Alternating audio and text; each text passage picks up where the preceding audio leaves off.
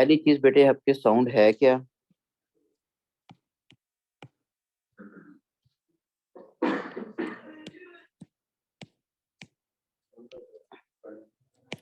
Sound बेटे हमारे पास form of energy है, ठीक है। यानी कि हमारे पास जैसे लॉन्गिट्यूडनल वेव्स हैं which need a state of matter to travel, ठीक है। कल हमने इलेक्ट्रोमैग्नेटिक वेव्स पढ़ी थी ना, which do not need any state of matter to propagate. Sound के लिए हमने कोई ना कोई स्टेट ऑफ मैटर की जरूरत होती है, ठीक। तो हमारे पास अगर लिखूं तो लॉन्गिट्यूडनल वेव्स हैं, लॉन्गिट्यूडनल वेव्स के आगे डिटेल में आते हैं। longitudinal waves which need a state of matter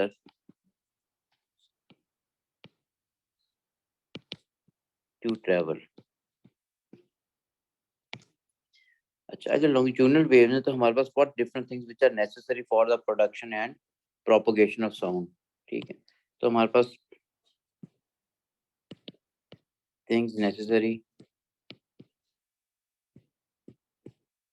for production and propagation means traveling of sound।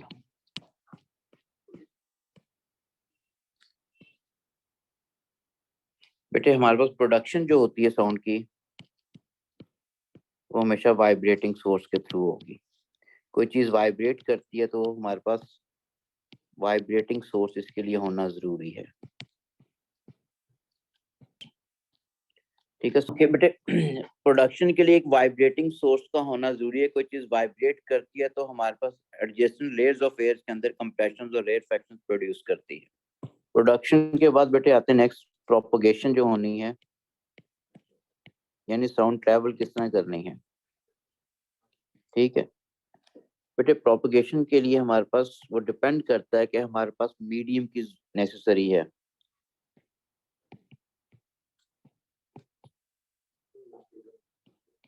ठीक है। मीडियम की स्टेट ऑफ मैटर या तो हमारे पास सॉलिड होगी या लिक्विड है या गैस। इसमें sound can not travel through vacuum, ठीक है। इसका मतलब है साउंड जो है can not travel through vacuum. Limitation में ओवरऑल सारी कवर कर रहा हूँ पहले, ठीक है। और तीसरी चीज हमारे पास आती है रिसेप्शन।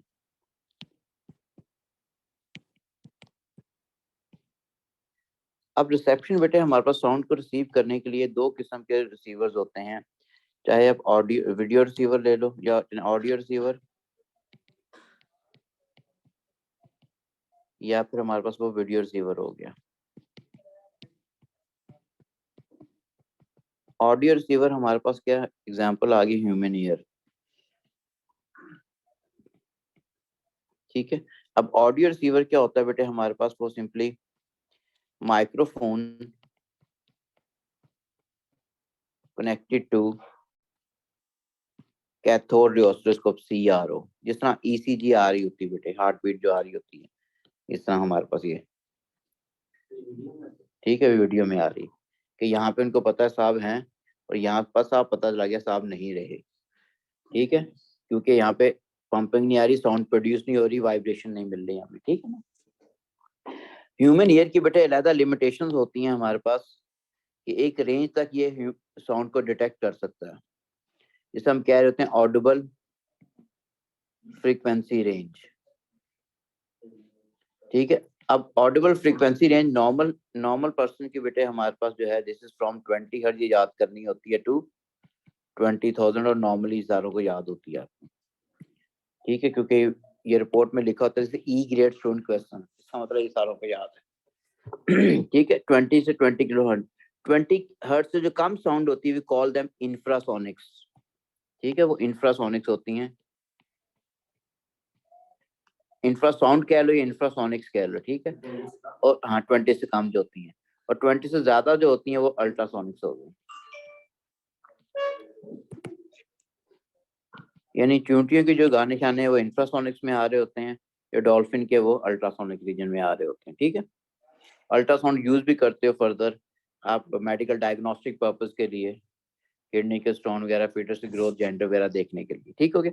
तो ये हमारे पास बेटे इसके होगी। तो साउंड हमारे पास फॉर्म ऑफ एनर्जी तो है, लेकिन प्रोपगेट करते हैं इन the form of longitudinal waves. अब किस तरह प्रोपगेट करती है उसकी अगर हम देखते हैं कि travelling of sound in air,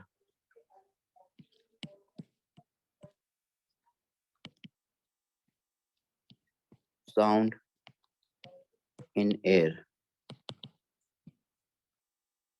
अच्छा, अब साउंड की जो ट्रैवलिंग होनी है एयर के अंदर बेटा वो होती है in the form of compressions and rarefactions. Compression हम कह रहे होते हैं दिस इज हाई प्रेशर या हाई डेंसिटी रीजन, ठीक है, दिस इज हाई प्रेशर और डेंसिटी रीजन। और रेरफैक्शन जो होता है दिस इज लो प्रेशर या डेंसिटी रीजन।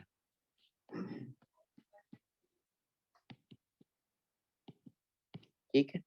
अच्छा, अब हमारे पास high pressure high density region means अगर हमारे पास बेटे मैं सिंपली अगर एक यहाँ पे हॉरिजॉन्टल एक्सिस में डिस्टेंस ले लो या टाइम ले लो, टाइम चलने कंसिडर कर लिया, ये वर्टिकल एक्सिस में मैंने प्रेशर लिया, बिल्कुल जीरो लेवल पर जो शो कर रहा हूँ ये एटमॉस्फेरिक प्रेशर के बराबर है, एटमॉस्फेरिक प्रेशर को इंडिकेट कर रहा हूँ ये वाली चीज PATM। अब मैंने लिखा हुआ कंप्रेशन के लिए हाई प्रेशर रीजन, इसमें यहाँ जो प्रेशर होगा एटमॉस्फेरिक प्रेशर से ज्यादा होगा, तो इसका मतलब यहाँ पे हमारे पास क्या प्रेशर, एटमॉस्फेरिक प्रेशर ज्यादा, तो कंप्रेशन इस रीजन में आनी है। और रेयर फैक्शन में लिखा हुआ यहाँ प्रेशर एटमॉस्फेरिक प्रेशर से कम है, यानी लो प्रेशर रीजन है, तो इसका मतलब इस रीजन में क्या आएगी, वो रेयर फैक्शन आ रही होगी।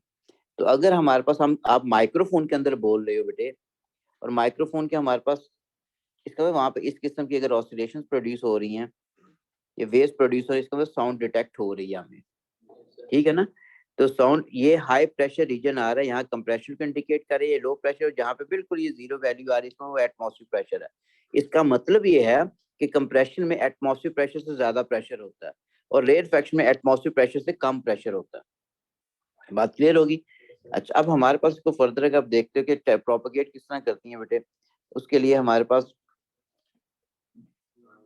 ये एक डिफरेंट लेयर्स हैं।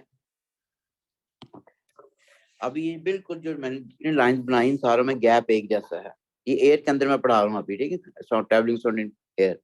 अब एक जैसा गैप है, अगर आप इसको कंसिडर करते हो एज ए सिलेंडर कंसिडर करते हो बेटे इसको, अगर एज ए सिलेंडर कंसिडर करते हो तो बेटे वॉल्यूम सिलेंडर का क्या होता है हमारे पास P is equal to pi r square h होता है ना। ये तो ये तो ये इतनी क्रिटिकल नहीं है, ये बेसिकली गैप जो है आर की वैल्यू ये क्रिटिकल है, ठीक है ना। आर ये होगा, ये तो डायमीटर ओवरऑल, ठीक है।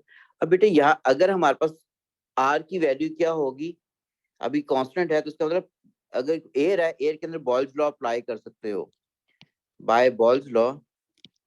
बॉयल्स लॉ के अंदर हमने क्या पढ़ा था, प्रेशर किस पे डिपेंडेंट होता है, इनवर्सली ऑन वॉल्यूम। अभी सारों के अंदर हमारे पास क्या एक जैसा वॉल्यूम नजर आ रहा है, एक जैसा गैप नजर आ रहा है, इसका मतलब है एक जैसा प्रेशर है थ्रू आउट, ठीक है, एक जैसा प्रेशर है। अब बेटे यहाँ पे कोई भी अगर ड्रम है, ढोल है या ढोलक है या ट्यूनिंग फोक है, ट्यूनिंग फोक कंसिडर कर लेते हैं ये। अब अगर ये हमारे पास ये ट्यूनिंग फोक अगर बेटे वाइब्रेट करता है, क्योंकि अभी तो बिल्कुल नॉर्मल एटमॉस्फेरिक प्रेशर को इंडिकेट किया है, अगर ये वाइब्रेट करता है तो अब प्रेशर जो होगा वो एटमॉस्फेरिक प्रेशर से ज्यादा होगा या कम होगा, ठीक है। अगर ये वाइब्रेट करता है इसका मतलब ये हो गया, अब यहाँ यहाँ पे क्या होगा कि अगर ये ट्यूनिंग फोक वाइब्रेट करता है, वाइब्रेट करके प्रोंग मूव करता है टुवर्ड्स राइट साइड, यहाँ पे इस तरह मूव करता है, यहाँ से अगर इधर आया तो इसने ये जो ए लेयर है, ये ABCD से हम कर लेते हैं, ये पुश करेगा ए लेयर को, ए लेयर बेटे यहाँ से मूव करके कहाँ पे चली जाएगी, बी के करीब, ठीक है। अगर ये बी के करीब चली गई है, अब इन दोनों के दरमियान गैप क्या हो गया, कम हो गया।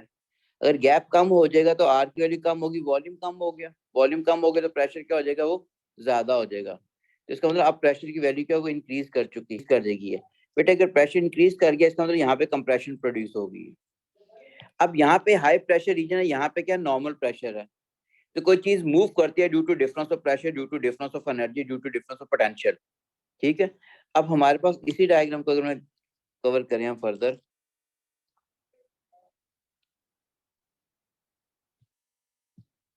कि हमारे पास ये रीजन है बेटे, अब ये प्रोंग यहाँ से मूव कर चुका है, ये नहीं है। ठीक है, अब हमारे पास बेटे यहाँ पे अगर प्रेशर ज्यादा हो चुका था तो अब क्या करेगा, जब ए इधर गया तो ए अब क्या करेगा, बी को पुश करेगा। अगर बी को पुश करेगा तो बी यहाँ से बेटा मूव करके क्या होगा, सी के करीब चला गया। ठीक है, ठीक है, ए बी जो है वो सी के करीब चला गया। अगर बी सी के करीब चला गया, बी और सी के दरमियान गैप क्या हो गया, कम हो गया। अब पीछे गैप क्या हो गया, नॉर्मल हो गया, पीछे नॉर्मल प्रेशर हो गया। वो कंप्रेशन क्या है, वो आगे मूव कर गई है, फिर कंप्रेशन आगे मूव करके पीछे अब हिस्सा नॉर्मल हो चुका है।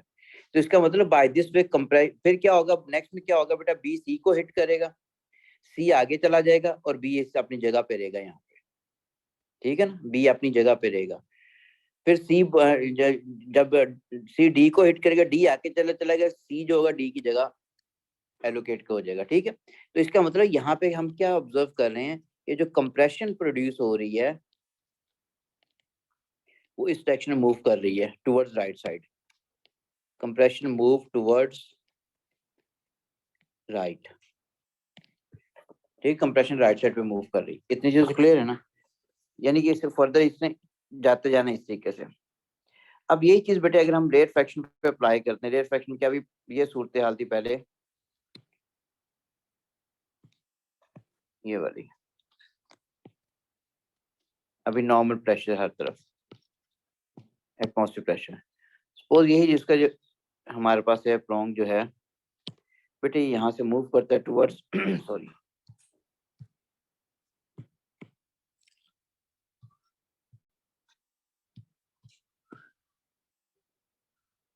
ये अगर ये यहाँ से मूव करता है टुवर्ड्स फ्रॉम दिस पोजीशन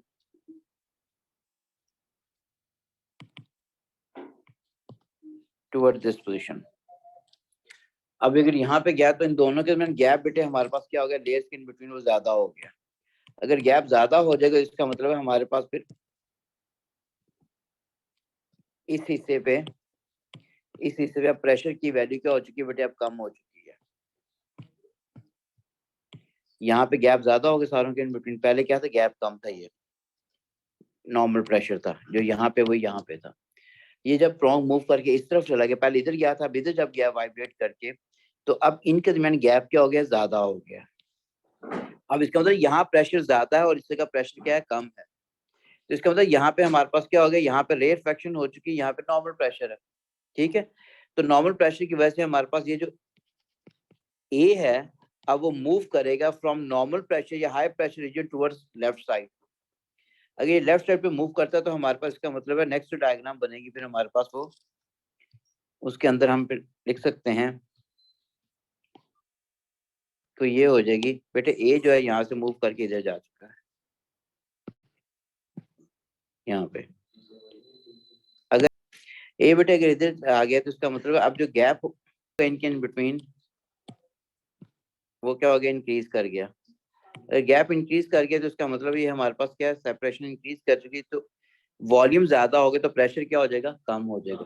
ठीक है, अब बेटे यहाँ पे रेट फ्रैक्शन प्रोड्यूस हो चुकी है, इसका मतलब ये रेट फ्रैक्शन है यहाँ पे।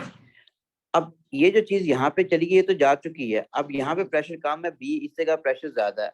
अब बी क्या है, वो मूव करेगा नेक्स्ट के अंदर टुवर्ड्स ए साइड। अगर ये ए साइड पे मूव करता है तो इसका मतलब नेक्स्ट डायग्राम जो बनती है आपकी वो ये बन रही। ठीक है, ये बनने का मतलब बी जो है यहाँ से वो मूव करके इस तरफ आ चुका है,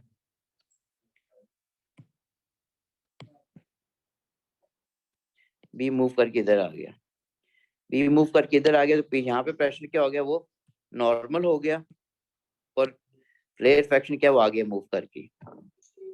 ठीक है, फिर नेक्स्ट में बेटा क्या होगा कि हमारे पास सी ने लेफ्ट साइड इधर मूव करना है, रेट फ्रैक्शन फिर आगे जाती है, अब इसके अंदर रेयर फ्रैक्शन भी किस तरफ मूव कर रही है, रेयर फ्रैक्शन भी राइट पे मूव कर रही है। कंप्रेशन किस तरफ मूव कर रही थी, कंप्रेशन भी राइट पे मूव कर रही थी। ठीक है, तो हमारे पास यहां से हम ये देख रहे हैं रेयर फ्रैक्शन जो है also move towards right side. अगर कंप्रेशन रेयर फ्रैक्शन दोनों राइट साइड पे मूव कर रही हैं, इसका मतलब ये this wave is composed of compression rarefaction, दोनों एक तरफ मूव कर रही हैं। कंप्रेशन भी इस तरफ है एंड रेयर फ्रैक्शन भी इस तरफ मूव कर रही है। ठीक है, लेकिन हमारे पास पार्टिकल जो है मीडियम का, पार्टिकल मीडियम का मतलब कि हमारे पास जब कंप्रेशन प्रोड्यूस हो रही थी ये वाली चीज, तो ये पार्टिकल किस तरफ मूव करता था, राइट पे। ठीक है, जब रेयर फ्रैक्शन बनी है तो पार्टिकल किस डायरेक्शन में मूव कर रहे हैं, लेफ्ट पे। ठीक है, तो इसका मतलब जब कंप्रेशन आई है तो हमारे पास बेटा जो पार्टिकल है मीडियम का ये वाला, it is initially moving towards right side उस वक्त जब कंप्रेशन आती है। कंप्रेशन में पार्टिकल इस डायरेक्शन में मूव करता है, और रेयर फ्रैक्शन जब आती है तो पार्टिकल इस डायरेक्शन में मूव करता है। हाँ, तो वही अपने ओरिजिनल पोजीशन पे वाइब्रेट करता है, अपनी ओरिजिनल पोजीशन छोड़ता नहीं है।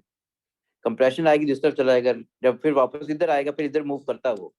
ठीक है ना, तो हमारे पास इसमें बहुत कंप्रेशन रेयर फ्रैक्शन जो है they are advancing forward in one direction and particle of this medium is just vibrating at its mean position. ठीक है, अच्छा, तो इसका मतलब हमारे पास ये तो कंप्रेशन रेयर फ्रैक्शन की फॉर्म में आ रही है। अब बेटे इससे पहले हमने ट्रांसवर्स वेव्स पढ़ी, उसमें डिफरेंस शायद हमने नहीं किया था, छोड़ा होता है। अब दोनों में डिफरेंस क्या होगा, difference between transverse waves and longitudinal waves. ये सीरियल नंबर हो गया, ये प्रॉपर्टी जिसको हमने देखना है, this is for transverse waves and this is for longitudinal waves. ठीक है, अब अगर मैं डिफाइन करें, पहले डेफिनेशन है बेटे, डेफिनेशन में हमारे पास क्या हो गया, इसमें पार्टिकल वाइब्रेट करते हैं perpendicular to the motion of wave. ठीक है, इसमें पार्टिकल जो होंगे मीडियम के, of medium vibrate perpendicular to the motion of wave. जबकि हमारे पास लॉन्गिट्यूडनल वेव पार्टिकल जो मीडियम के, they vibrate parallel to the motion of wave, parallel to the motion of wave. ठीक हो गया। नेक्स्ट बेटे हमारे पास आता है इनकी ज्योमेट्रिकल इंटरप्रिटेशन किस तरह होगी।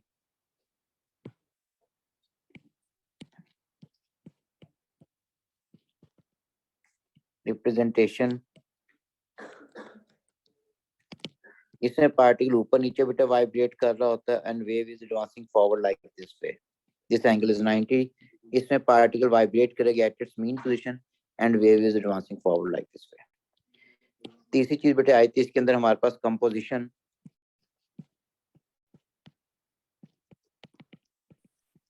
कंपोजिशन हमारे पास is composed of crest which is upper peak and trough, and while this is composed of compressions and rarefactions। ठीक है, compression is high pressure region, rarefaction is a low pressure region, and crest is upper peak and trough is a lower peak। Fourth example, but example की form में आई थी, इसकी example हमारे पास जो आई थी है, जैसे स्लिंकी स्प्रिंग वगैरह भी है ये सिंपली वाटर वेव्स होगी। इलेक्ट्रोमैग्नेटिक वेव्स जितनी हमने कल पढ़ी थी ऑल वर ट्रांसवर्स। ठीक है, waves along a string along a string या रोप जो है वो होंगी। इसकी एग्जांपल बेटा साउंड वेव ही है।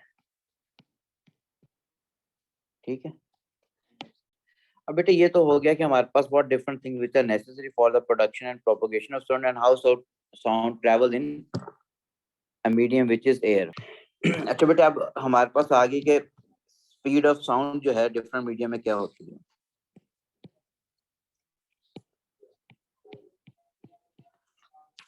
ठीक है, इन मैटर बेटे हमारे पास इन मैटर के अंदर, मैंने सॉलिड के अंदर जो साउंड ट्रेवल करनी है ना, वो पार्टिकल कोलाइड करके एनर्जी ट्रांसफर करते हैं, ठीक है, थ्रू कोलिजन होनी है।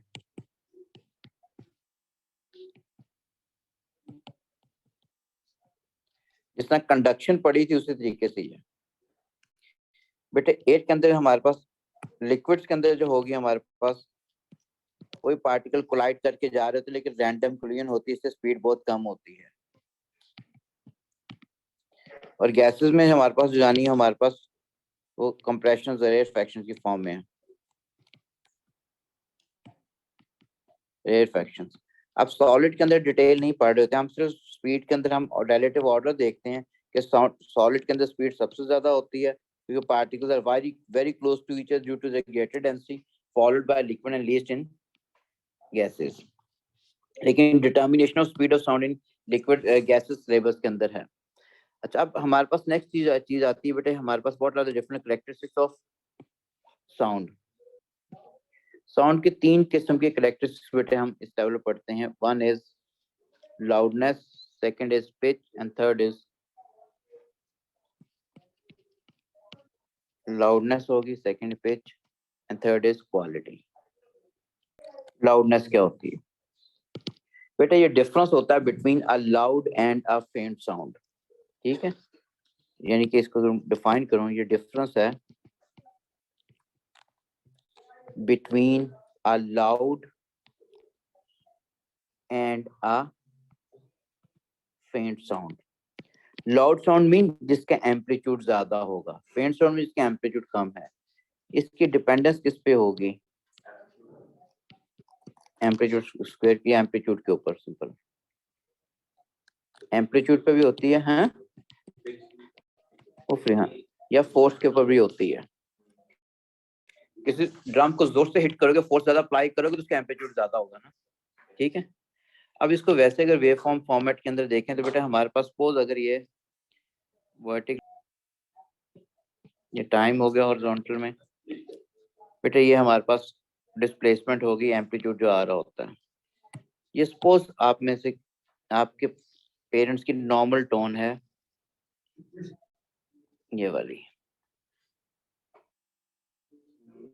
ठीक है बेटा, ये इसका एम्पलीट्यूड आपके पास आ रहा है, ये वाला एम्पलीट्यूड स्केलर होता है, ठीक है, एम्पलीट्यूड कम है, एम्पलीट्यूड मैंने लिख लिया A1 आ गया। ये नॉर्मल हालात में जब पेरेंट्स बोल रहे हैं आप टोन से, एक टोन डेवलप होती है पेरेंट टीचर मीटिंग के बाद, जब आप से गाड़ी में घर जा रहे हो तो ये होती है कुछ।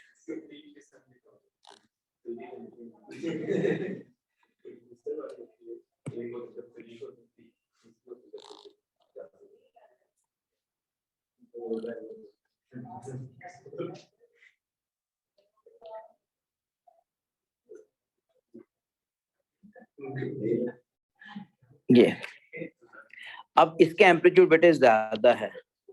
अब मैंने ऊपर डेफिनेशन में क्या लिखा, मैंने लिखा it is the difference between a loud, loud sound वो है जिसका एम्पलीट्यूड ज्यादा है, ठीक है, और फेंट साउंड वो जिसका एम्पलीट्यूड कम है। बेटे लाउडनेस जो है वो ये वाला, इस डिफरेंस को कहते हो लाउडनेस, ये वाला डिफरेंस है, ठीक है। इस डिफरेंस का आप लाउडनेस कह रहे हो, ये जो आ रहा है गैप आ रहा है दोनों के इन बिटवीन, ये गैप, ये होती है हमारे पास loudness. It is a difference between a loud and a faint sound. और किस पे डिपेंडेंट? डायरेक्टली एम्पलीट्यूड पे डिपेंडेंट है। जितना एम्पलीट्यूड ज्यादा होगा, एम्पलीट्यूड ज्यादा करने के लिए फोर्स भी ज्यादा अप्लाई करनी पड़ती है। एक बच्चा छोटा सा आराम से बैठे से थप्पड़ मारते हो आप, मीडियम को डिस्टर्ब किया और रोना शुरू कर दिया उसने, बेटे वो आराम से अगर रो रहा होगा, आराम से अगर रो रहा है तो एनर्जी भी उसकी कम लग रही है ना। अब क्योंकि थप्पड़ आपने आराम से मारा था, अगर आपने जोर से थप्पड़ मारा होता उसको तो उसकी एनर्जी भी ज्यादा गेन करता है ना। बच्चा रोता क्यों है बेटे? आप थप्पड़ जब मारते हो तो बेटी आपका हाथ मूव कर रहा होता है, हाथ इंस्टेंटेनियसली जाके रुक जाता है उसके चेहरे के ऊपर, ठीक है, रुखसार के ऊपर या चीक के ऊपर, ठीक है। जब जाके रुक गया तो आपने सारी एनर्जी ट्रांसफर कर दी उसकी स्किन को। स्किन के अंदर जो सेंसरी ऑर्गन्स हैं वो ब्रेन को सिग्नल भेजते हैं।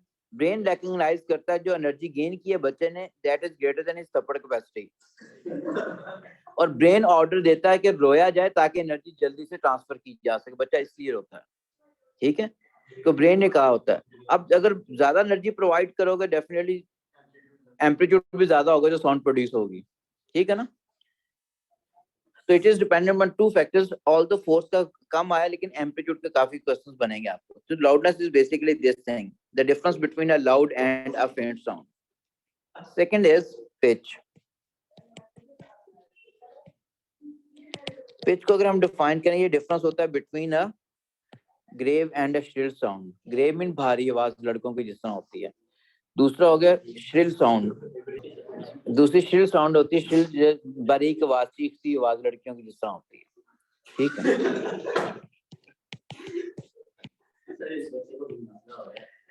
Difference between a grave and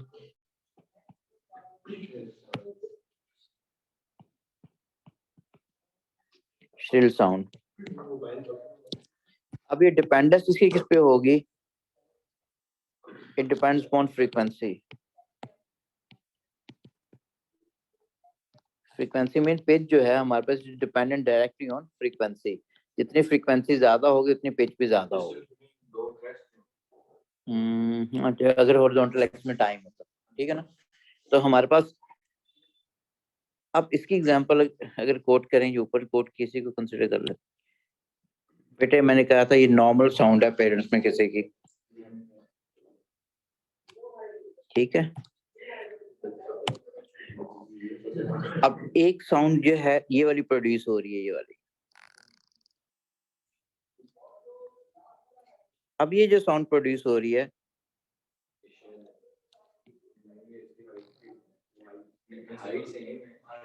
height नहीं एम्पलीट्यूड, एम्पलीट्यूड बेटा सेम मैंने शो करने की कोशिश की है। बेटे हमारे पास इसके ना, हमारे पास जहाँ पे ये देखो एक वेव कंप्लीट हो रही है, ये वाली ब्लू वाली, वहां पे कितनी वेव्स कंप्लीट हो रही हैं आपकी, 2 वेव्स कंप्लीट हो रही है, ठीक है ना। 2 वेव्स कंप्लीट होने का मतलब है ये जो मैंने ऑरेंज से बनाई हुई है इसकी फ्रीक्वेंसी ज्यादा, क्योंकि इसका टाइम पीरियड कम है। नहीं, टाइम पीरियड का तो एक वेव का जो टाइम है ये वाला, दूसरे का टाइम पीरियड क्या आ रहा है, इतना बड़ा आ रहा है। तो हमारे पास जिसका टाइम पीरियड कम है, हमारे पास टाइम पीरियड कम होगा तो फ्रीक्वेंसी क्या होगी, ज्यादा होगी, क्योंकि frequency is a reciprocal of time period. तो यहाँ से जो साउंड प्रोड्यूस हो रही है वो श्रिल साउंड प्रोड्यूस हो रही है, और यहाँ से जो साउंड प्रोड्यूस हो रही है बेटा this is a grave sound. Sorry, ये क्या है, हाँ ग्रेव ही, भारी आवाज जिसे कहेंगे, ठीक है। अब इन दोनों के दरमियान जो नहीं मरी हुई आवाज होती है, लाउडनेस कम होती है, ठीक है। भारी आवाज जिस तरह गाय भैंस की आवाज होती है, ठीक है, और बिल्ली की आवाज, ठीक है। ये तो हमारे पास बेटे, तो ये जो डिफरेंस आ रहा है इन दोनों के इन बिटवीन, उसको आप कहोगे बेसिकली दिस इज पिच है। अब इसकी एग्जांपल एक ये भी देखो क्वेश्चन, पिच किस पे डिपेंड होगी, फ्रीक्वेंसी पे डिपेंडेंट होगी ना। अब बेटे हमारे पास सपोज अगर ये एक डिस्क ली है, इस पे डिफरेंट टूथ बने हुए हैं, यहाँ पे टूथ डिस्क ली है बेटे, यहाँ पे एक कार्डबोर्ड आपने लगाया हुआ है, इसका ये एंड बेटे आपने फिक्स किया हुआ है। जब ये रोटेट करती है तो ये इसके ऊपर जो टूथ हैं वो कार्डबोर्ड को डिस्प्लेस करते हैं और कार्डबोर्ड इस तरह वाइब्रेट करता है। कार्डबोर्ड अगर वाइब्रेट करता है तो साउंड प्रोड्यूस होती है, ठीक है।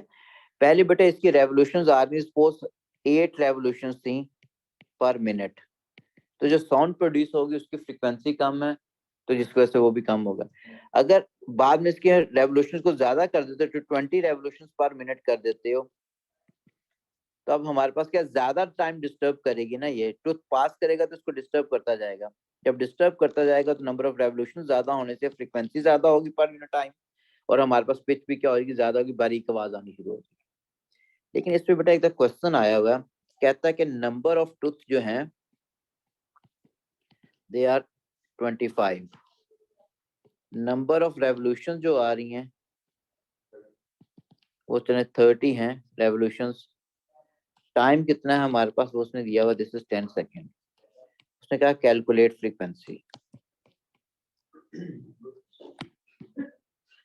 Calculate frequency. अब क्या इसका आंसर क्या होगा,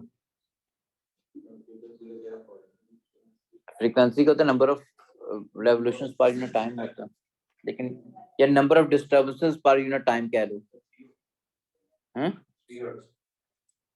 नहीं बेटे, मैंने क्वेश्चन जब इसमें पूछना उसको एक स्टार गेट क्वेश्चन से रुक गया। टाइम सेकंड में दिया हुआ 10 सेकंड्स। नहीं मिनट्स में जरूरत नहीं बेटे। बेटा I got one answer which is 3।